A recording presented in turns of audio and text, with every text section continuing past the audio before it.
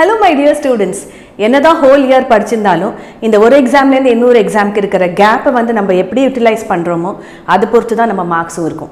So how to plan and read during these gaps that are there in between the board examsல அதை பத்தி தான் இந்த வீடியோல நம்ம பார்க்க போறோம். So what are we waiting? Let's directly get into the video and see what the time scheduling is all about. So my dear students, இப்போ நீங்க இந்த எக்ஸாம்க்காக என்ன படிக்கணும் அப்படிங்கறத கிளியரா இந்த டேபிள் ஃபார்மேட்ல கொடுத்திருக்கோம். ஸோ இப்போ நீங்கள் பார்த்தீங்கன்னா இந்த ரோஸ் இருக்குது. இந்த ரோவில் பார்த்தீங்கன்னா எவ்வளோ நாள் கேப்ஸ் இருக்குது உங்களுக்கு அப்படின்றத டேட்ஸ் நாங்கள் மென்ஷன் பண்ணியிருக்கோம்.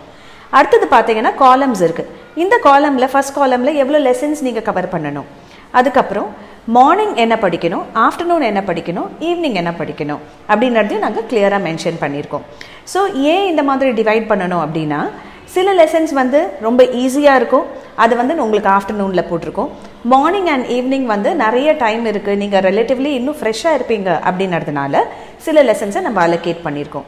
அண்ட் அகெயின் டே வைஸ் கொடுத்ததில் எந்த லெசன் என்னைக்கு படித்தா நீங்கள் பப்ளிக் எக்ஸாம் போகிறதுக்குள்ளே ரொம்ப தரவாக இருக்க முடியும் அப்படின்றத யோசிச்சும் பிளான் பண்ணியிருக்கோம்.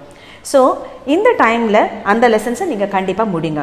சப்போஸ் புக் பேக்கில் இருக்கிற எல்லா கொஷின்ஸும் உங்களால் படிக்க முடியலன்னா don't worry at all. Most important questions for board exam அப்படின்னு சொல்லிட்டு ஒரு வீடியோ நாங்கள் போடுவோம். அதில் இருக்கிற கொஷின்ஸை நீங்கள் தரவாக படிச்சுக்கோங்க. So there is no need for any of you to panic or get worried. நல்ல சூப்பர் பிளான் உங்களுக்கு கொடுத்துருக்கோம்.